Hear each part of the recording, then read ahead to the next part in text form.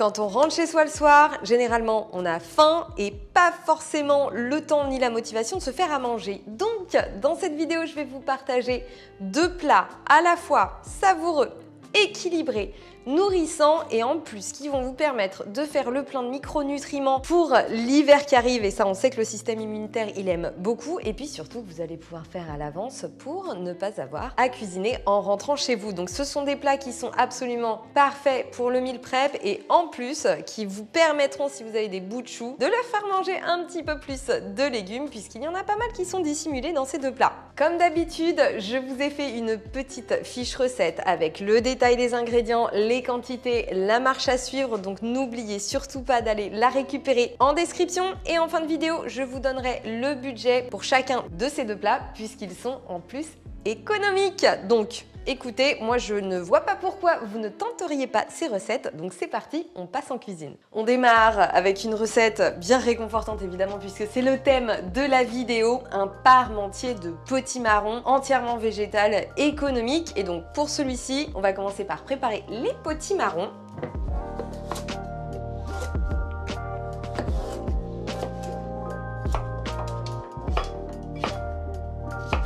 Alors là, mon potimarron, je garde la peau parce qu'il est bio. Donc, tant qu'à faire, hein, si ça peut éviter de jeter une partie de l'aliment, c'est encore mieux. Et en plus, il y a davantage de nutriments et de fibres. Je les mets dans mon panier à vapeur. Et je vais rajouter 2 pommes de terre moyennes que je vais aussi couper en morceaux. Ça, pour la texture de la purée du parmentier, c'est pas mal.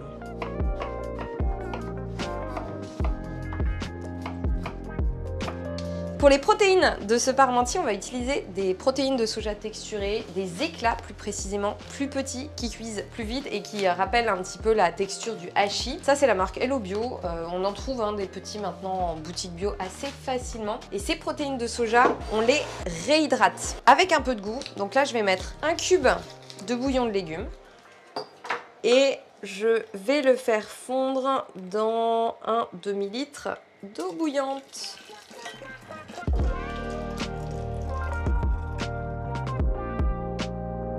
Et ensuite, je verse mon bouillon sur mes protéines de soja texturées que je vais laisser se réhydrater pendant que je prépare mes petits légumes.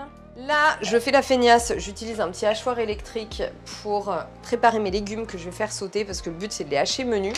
Après, hein, quand on a la foi, on peut tout faire à la main, mais quand on a des machines pour le faire, c'est plutôt pas mal. Je vais commencer avec le céleri. Alors selon la saison d'ailleurs, le céleri on peut le remplacer par de la courgette, mais hors saison, branche de céleri, c'est très bien. Ça va quand même carrément plus vite qu'en coupant tout à la main. Je fais la même chose avec un gros oignon. Et 4 gousses d'ail. On est pas mal. Je répète la même chose avec les carottes.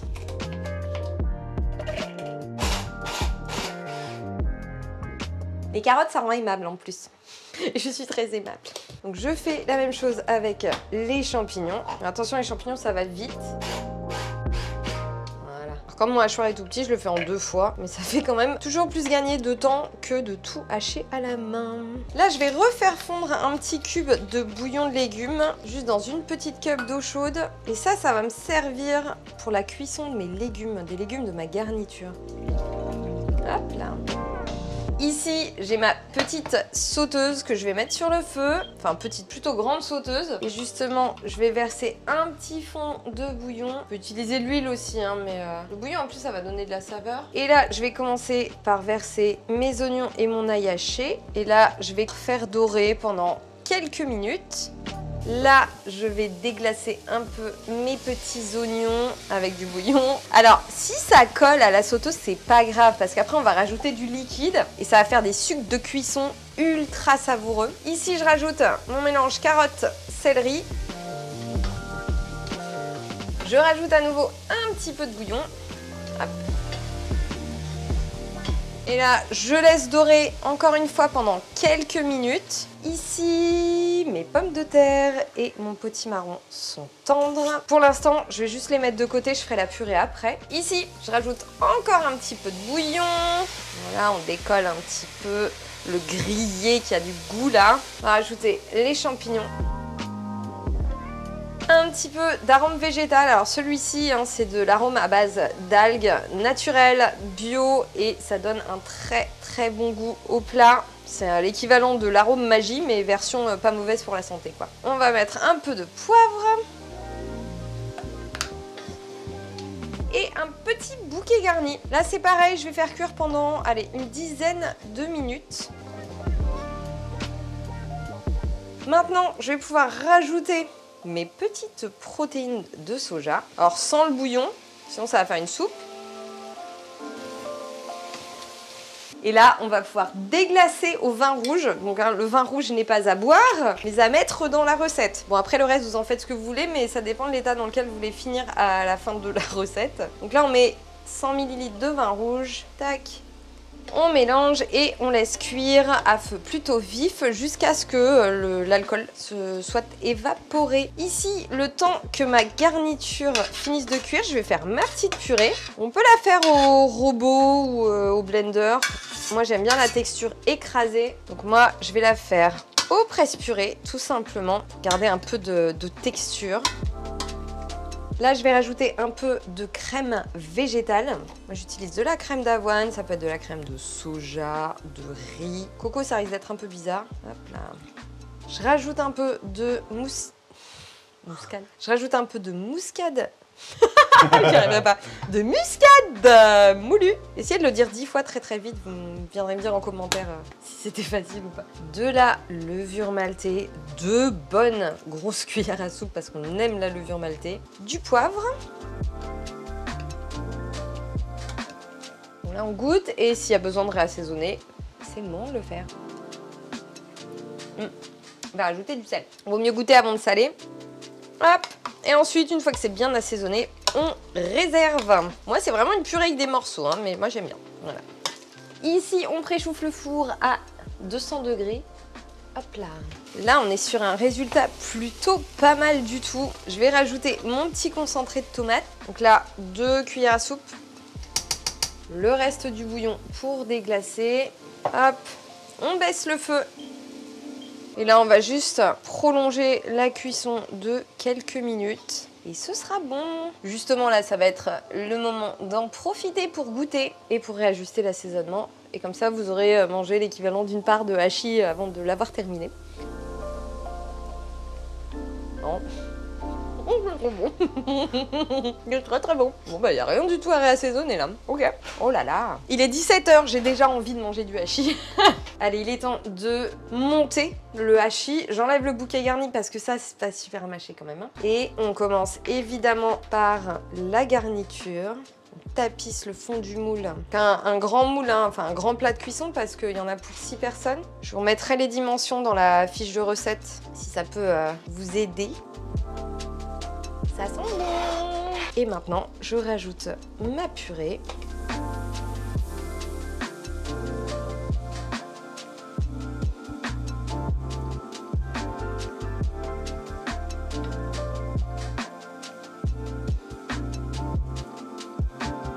Et touche extrêmement importante, un peu de levure maltée sur le dessus pour le petit goût légèrement fromagé. Petit passage au four pendant 15 minutes.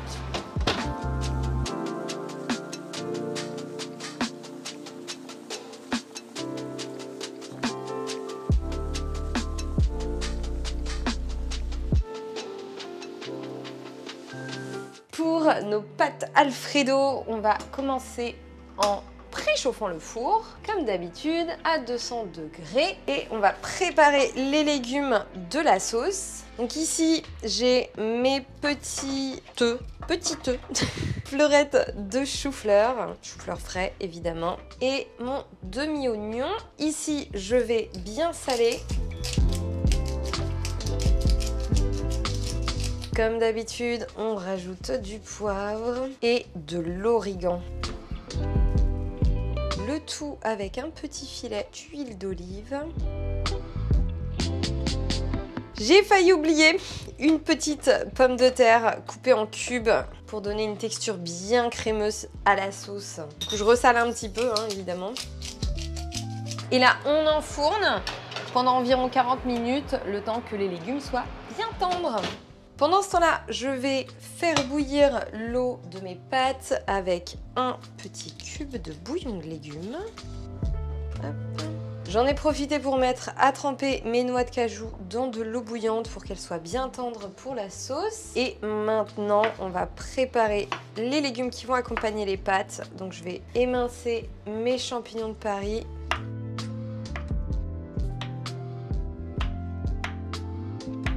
Meanwhile.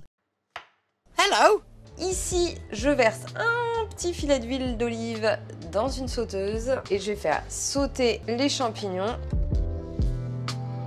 Je rajoute un petit peu de tamari et grande surprise, du poivre. Hop là. Et là, petite astuce, si on veut pas se retrouver avec une soupe de jus de champignons, on fait sauter à feu vif. Ici, un peu de verdure. Alors, on utilise du kale si on en a à disposition, sinon des pousses d'épinards, ce sera aussi très bien. Ou même du chou cavalier, mais ça c'est plus difficile à trouver en France. Donc là, petite technique pour enlever la tige qui est un peu dure à mâcher. On attrape la feuille et on tire. Donc là, je vais couper mes feuilles de kale en fines lamelles.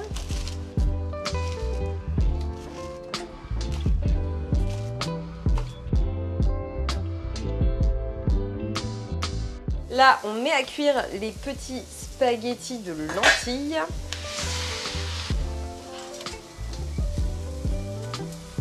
Là, je baisse un peu le feu et je rajoute mon petit kale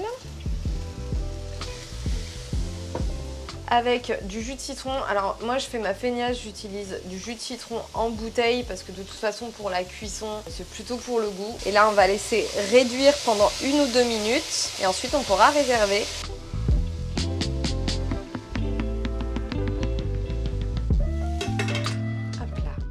Là, j'ai mes petits champignons, mon kale qui sont prêts.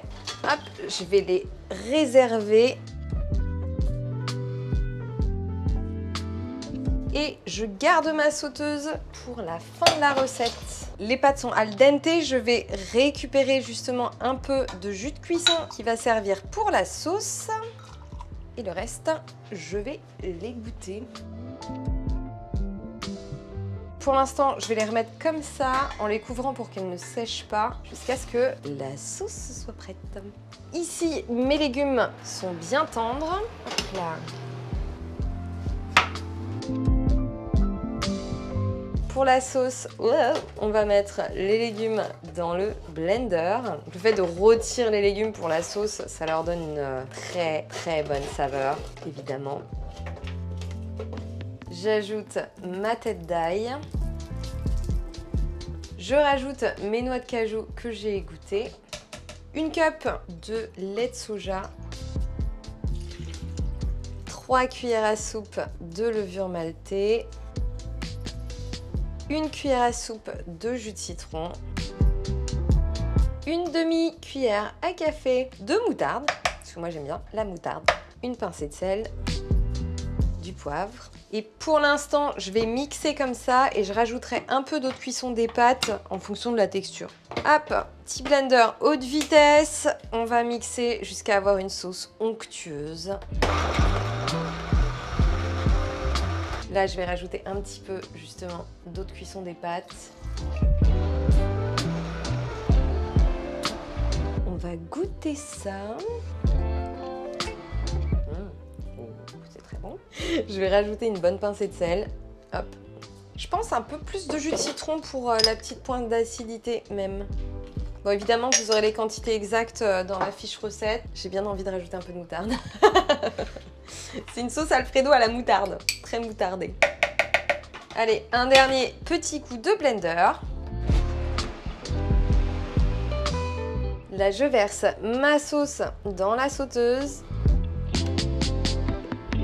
Je vais la laisser réduire un tout petit peu, mais elle est déjà bien, comment on peut dire, bien onctueuse, bien dense. Ici, je vais pouvoir rajouter mes pâtes, ou mes légumes. Et on mélange bien à feu très très doux, juste pour que tout soit bien enrobé de sauce. Et voilà comment on fait manger du chou-fleur aux enfants.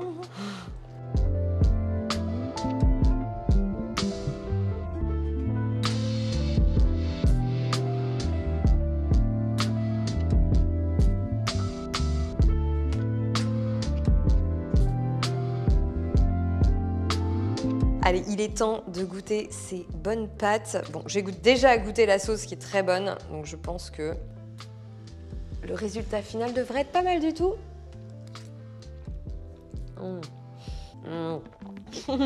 C'est super bon. Voilà, j'ai pas d'autres mots. On ne sent pas le chou-fleur. Donc pour les bouts de chou, c'est vraiment génial. Vous avez une excellente source de protéines dans les pâtes de lentilles et un légume bourré de bons nutriments pour être en pleine forme pour l'hiver et pas que pour l'hiver d'ailleurs. Bref, recette survalidée.